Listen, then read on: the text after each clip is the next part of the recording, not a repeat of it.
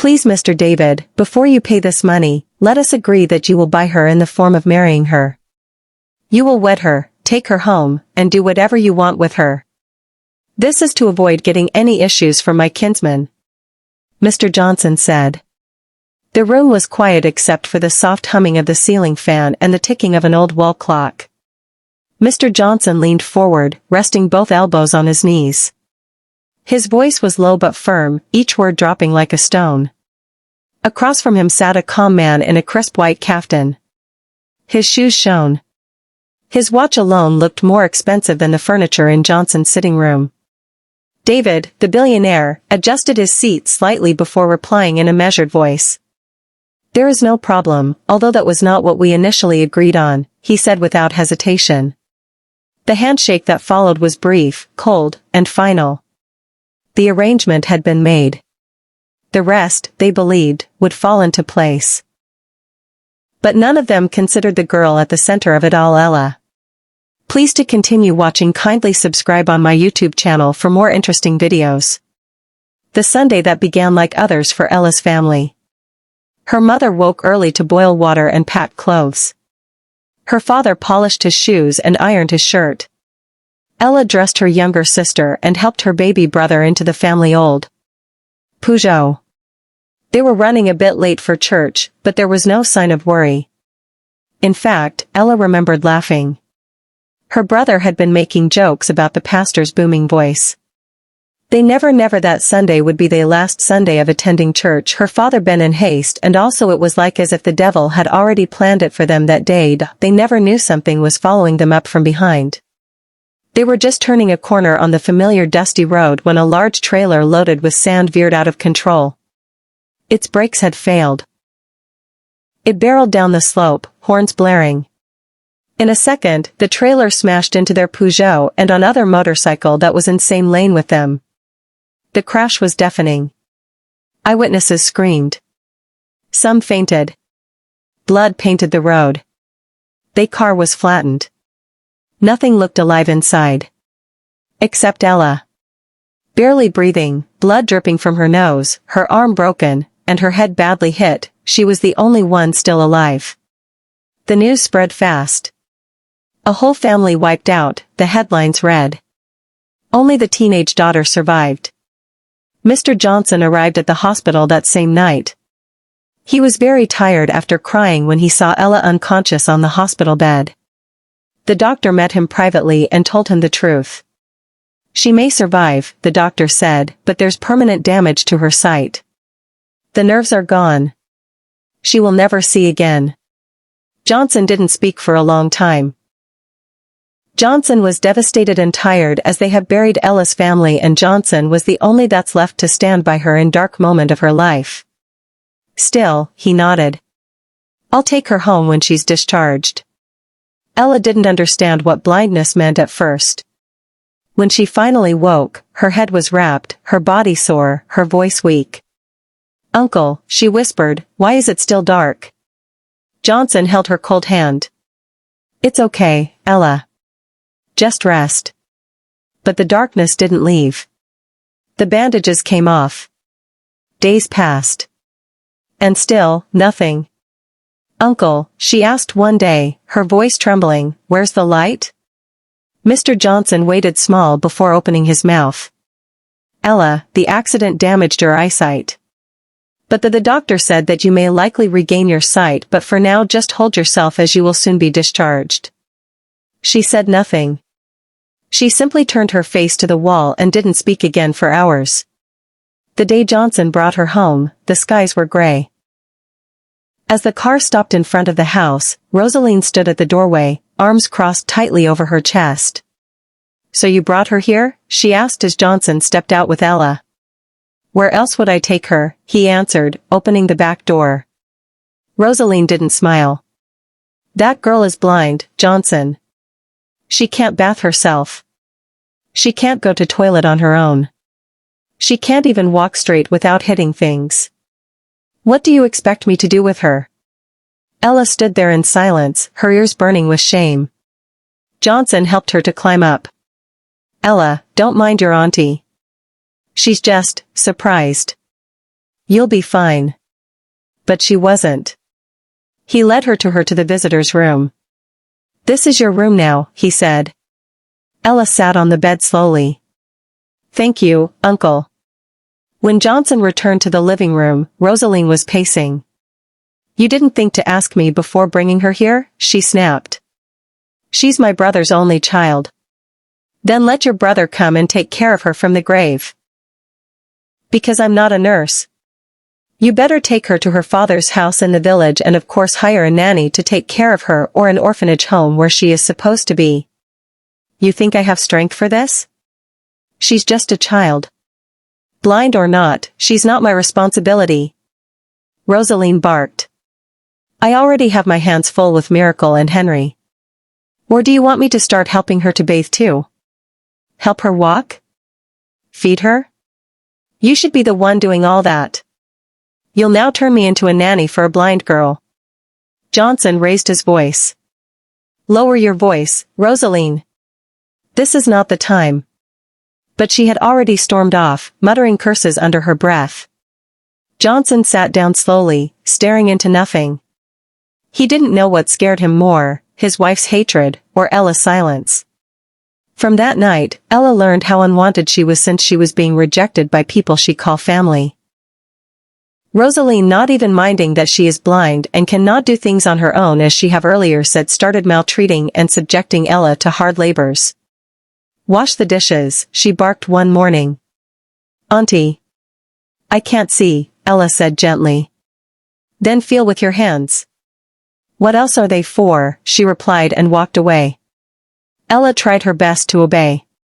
She moved slowly, using her walking stick to feel the walls. In the kitchen, she touched the plates, feeling their shapes. She scrubbed, rinsed, stacked. That was when she heard the giggles. Miracle and Henry, her cousins, had sneaked in. Come, Henry hit her head with a stick. Come and find us. Miracle added, tossing a sponge at her back. Ella turned, frightened and confused. They laughed harder. Sometimes they would hide her slippers. Other times, they would whisper scary things in her ears then run off. Are you hearing voices? Miracle mocked once. Maybe it's your dead parents. Ella sat on the kitchen floor that evening, hugging her knees. Her chest burned, but no tears came. One Saturday, she was washing dishes again. The house was quiet. Rosaline had gone to the market. Johnson was in his room. Suddenly, a hard knock landed on the back of her head. Ah, she cried out, stumbling forward. It was Henry. Laughing. Blinded by rage and pain, Ella grabbed a plate and hurled it toward their voices. It missed, barely. It smashed against the wall. The sound echoed through the house. Rosaline was just returning from the market. What happened? She shouted. She threw a plate at us. Miracle yelled. She nearly killed us. Rosaline didn't ask questions. She slapped Ella. Once. Twice. Are you mad? You want to kill my children and destroy my kitchen? You will replace that plate or get out of this house. Ella's body trembled. I'm sorry. I didn't mean. I don't want to hear it. Rosaline screamed. I know what you are. You killed your own family. You drank their blood. But I won't let you kill mine. The words hit harder than the slap. Ella stood there, her cheek burning, her heart sinking deeper into silence. Her only escape was the piano. A dusty keyboard, a gift from her father's old friend. It was out of tune, but Ella didn't care. She would sit there for hours, letting her fingers find notes. Melodies flowed out of her pain. Sad songs. Soft cries. Silent prayers. God, she whispered one night, why didn't you take me too? Outside her room, the world treated her like a curse. A burden. A mistake. But inside that room, with her fingers on the keys, Ella became someone else, someone free, even if only for a while. Life inside Johnson's house had turned into something Ella could no longer explain. Every day brought a new insult, a new pain, a new reminder that she didn't belong there. Rosaline no longer tried to hide her hatred. She threw words like stones. Don't eat like a snail here, eat fast and leave this place. This is not your father's house, she said one morning. That same day, she served rice for everyone except Ella. I didn't cook for lazy people today, she said, and walked away. Ella sat alone, her stomach empty, her thoughts loud. Her only escape was the piano. She played in whispers, tears dropping onto the keys. She spoke to God with her fingers when her lips had no more words left. It was becoming hellfire for her. It was a Thursday afternoon. Rain fell quietly on the rooftop. Rosaline stood by the window, talking to her husband in a low voice. Ella, returning from the toilet, stopped near the hallway. She didn't mean to eavesdrop. But something about Rosaline's tone made her pause. "I've found someone," Rosaline said, smiling. Johnson didn't respond immediately. "A man," she continued, "a very rich one. A billionaire. His name is David. He's interested in taking Ella." "What do you mean taking?" Johnson asked, voice already uneasy. "I mean buying," she whispered. "He wants her. I spoke with him already. He's serious. He's ready to pay 30 million. There was silence. Then Johnson said, "No. I can't do that. That's my brother's only daughter." Rosaline's voice rose. "And? So we keep feeding her forever. Is she never going to get married? We house her, clothe her, feed her, and what do we gain? Trouble. She's a blind burden, Johnson. This is our chance to let her go and become richer." Johnson stood, pacing. "People will talk." "Not if we plan it well," Rosaline said. "We'll present it like a wedding. David will marry her. No one will suspect anything. She'll wear a dress, we'll take pictures, invite guests. It'll look real. We'll be lying to everyone," Johnson said. Rosaline stepped closer. "Do you want to be stuck with her for the rest of your life? Think about it. 30 million. A clean break." Behind the hallway, Ella's legs weakened. Her cane slipped from her hand and hit the wall with a soft tap. She bent quickly, holding her breath. Her heart raced like it was about to explode. They wanted to sell her. Not send her away kindly. Not arrange a better life. But sell her. Like she was a bag of rice. A piece of furniture. Something owned. Tears rushed to her eyes, but she didn't let them fall or cry out to avoid them noticing her presence. She stood there, frozen, waiting for them to leave the sitting room. Once they were gone, she returned to her room, locked the door, and collapsed beside her piano. Her hands touched the cold keys. "They want to sell me, Papa," she whispered. "Am I that worthless?" She pressed a key gently. A soft note echoed. Then another. Then another. Before long, she was playing through her pain again, each note a scream she didn't let out loud. The next day, Johnson entered her room slowly. He knocked once and came in. Ella sat up straight, her face calm, though her chest ached. "I have something to tell you," he began. She didn't speak. "You'll be getting married soon," he said, as if it were a good thing. "To a good man. A rich man. His name is David. You'll have a better life." "I don't want to marry now," she said, her voice firm. Johnson forced a smile. "I know you're scared. But this is best for you now you're still young. He'll take care of you." "I said I don't want to marry now, Uncle." He sighed. "It's not up for discussion, Ella." That sentence hit her like a slap. She was no longer a person with choices. Only a product, dressed and packaged for delivery. In the days that followed, the house turned busy. Rosaline acted like the perfect wedding planner. She smiled more, laughed loudly, and started treating Ella like a decoration. They measured her for a wedding gown. They bought shoes, bags, and makeup she didn't ask for. We're taking pictures tomorrow, Rosaline said one evening. So clean yourself well. Ella didn't reply. Inside, she was broken. But outside, she stayed silent. One evening, she sat by the piano again. She played for hours, soft, haunting music, the kind that made people stop and wonder where the pain was coming from. Her fingers moved fast, then slow, then froze. God, she said, if I am a burden, take me. If I don't deserve love, end it.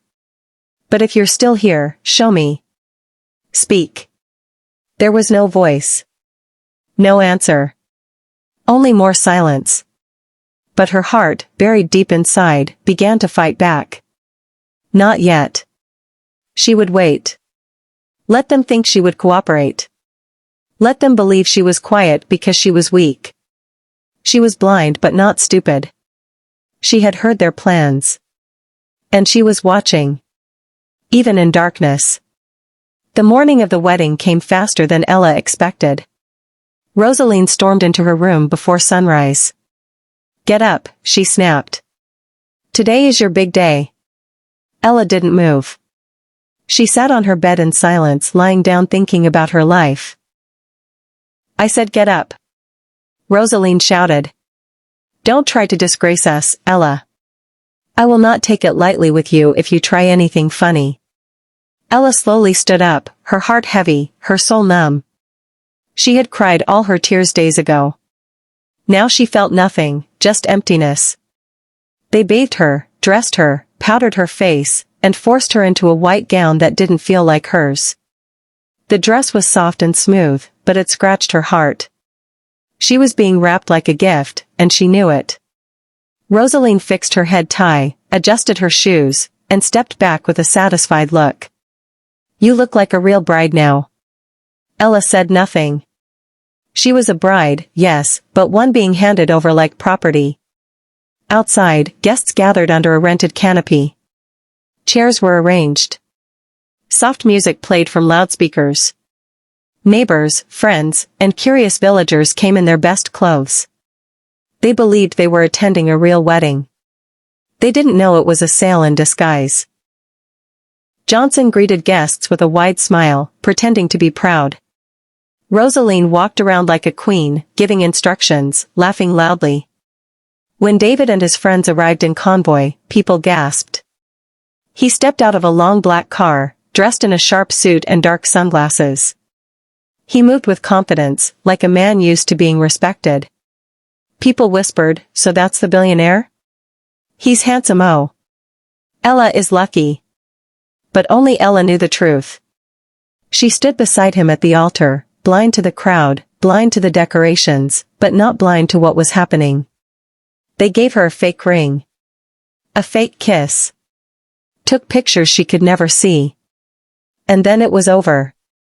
Inside the car, as they drove away, David turned to her. You're quiet, he said softly. Ella forced a smile. What should I say? He didn't respond. The ride was long and silent. When they arrived, Ella stepped out and paused. Though she couldn't see, but she could feel the air, cool, fresh, expensive. The smell of flowers and new furniture filled her nose. The marble beneath her feet felt cold and smooth. Even the silence of the compound was rich. Welcome to your new home, David said. Ella nodded, still unsure whether she was in a dream or a trap. The mansion was massive. The walls echoed when she walked. The floors were polished. Everything smelled clean, new, and untouched. A maid took her bag. Another offered her juice. David showed her to a large room with a soft bed, wide windows, and her own bathroom. If you need anything, just call the maid. Her name is Peace, he said kindly. You can rest now. Ella turned her face toward him. Why are you being nice to me? David paused. Because you're my wife now. But Ella didn't believe it. She thought in her heart. Why would a billionaire marry a blind girl? Maybe he's using her for ritual. Or maybe he doesn't want a woman who can see what he's doing. Maybe he just wants someone quiet. No stress. A lot of people also wondered what a rich man like David would want to do with a blind girl. But none of them knew what David's intention was. Ella stayed quiet. She didn't smile. She didn't cry. She only listened, learned, and waited. She went to bathroom to take shower. David brought her clothes and they slept in same bed, but he have not touched her as someone that's her husband. That scared her the most. Why? She asked one night while they ate in silence. Why me? David looked up. Because you deserve peace. But Ella wasn't sure she believed that. Was this real? Or was she just a goat being fed before going under the knife?